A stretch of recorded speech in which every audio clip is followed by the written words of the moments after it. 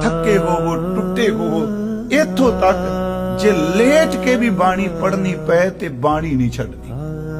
मेरी बेनती है, मेरी आवाज जिथों तक जाती, मैं कल भी क्या प्रचारक हो, कीर्तनीय हो, प्रबंधक हो, सेवादार हो, सच ए वे सब तो पहला अरदास करो कि जिदन इस सवासां दा नेम टुटे ओने समय तक मेरे अंदरों बाणी दा नेम ना टुटे। गुरु साहब ने फरमाया शरीर स्वस्थ खीण समय शरीर अरोग हो गए, कमजोर हो जाए, बीमारी लग जाए, मान लो बंदा मंजी ते चला जाए, शरीर स्वस्थ खीण समय सिमरंत नानक राम दमोदर माधव है, परमात्मा ना भुले। इस तो अगे थोड़ा जा चलिए।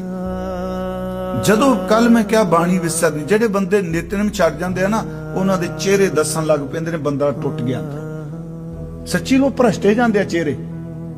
मैं